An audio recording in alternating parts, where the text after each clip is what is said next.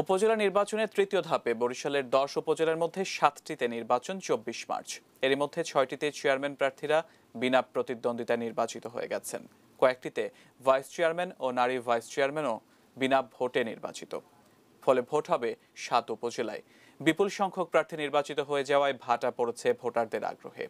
বরিশাল প্রতিনিধি মোহাম্মদ হুমায়ুন কবিরের তথ্য ছবিতে ডেস্ক রিপোর্ট।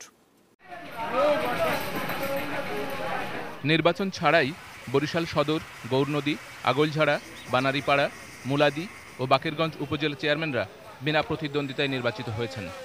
এখন নির্বাচন হবে বরিশাল সদর, বানারীপাড়া, উজিরপুর, বাবুগঞ্জ, হিজলা, মুলাদি ও বাকেরগঞ্জ এই 7 উপজেলায়।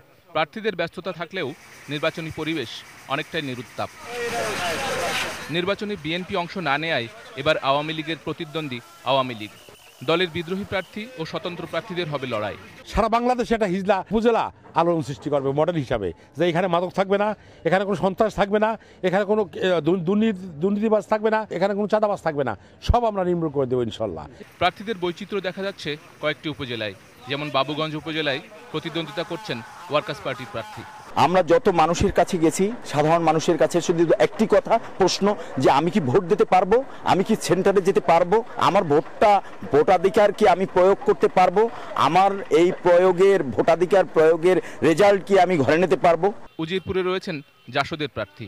নির্বাচন কমিশন, জেলা প্রশাসনের উচিত আমাদের এলাকায় এসে জনগণকে আশ্বস্ত করা, মিটিং করা, মত বিনিময় সভা করা, মাইকিং করা, যে আপনারা ভোট কেন্দ্রে আসবেন, নির্ভয়ে ভোট দেবেন। এটা স্থানীয় সরকার নির্বাচন, এখানে সরকার পরিবর্তন হবে না। সাধারণ মানুষ আমাকে গ্রহণ করেছে এবং আমি আশা করি আগামী 24 তারিখ নির্বাচনে নিরপেক্ষ সুষ্ঠু নির্বাচন হবে, এই আশা ব্যক্ত করে আমি নৌকার জয়, বিপুল ভোটে জয় হবে, এটাই আমার কামনা। গৌরনদী ও আগৈলঝাড়া উপজেলায় ভাইস চেয়ারম্যান ও মহিলা ভাইস চেয়ারম্যান এবং বাবুগঞ্জ ও বানারীপাড়ায় মহিলা ভাইস চেয়ারম্যান বিনা প্রতিদ্বন্দ্বিতায় নির্বাচিত হয়ে গেছেন বিনা ভোটে। এত প্রার্থী ভোট ছাড়াই জিতে যাওয়ায় ভোটাররাও যেন আগ্রহ হারিয়েছেন অনেকটাই। আমরা যোগ্য প্রার্থী তাকেই আল্লাহ হুকুমে জানি হয় এবং তারই যেন ভোট দেবো। আমরা সবসময় যারা পামু, সবসময় যারা পামু না কেউ সুষ্ঠু নির্বাচন চাই, যেন সবাই আমরা গিয়া ভোট কেন্দ্রে ভোট দিতে পারি। শেখ সালাম, ডেস্ক রিপোর্ট, ATN নিউজ।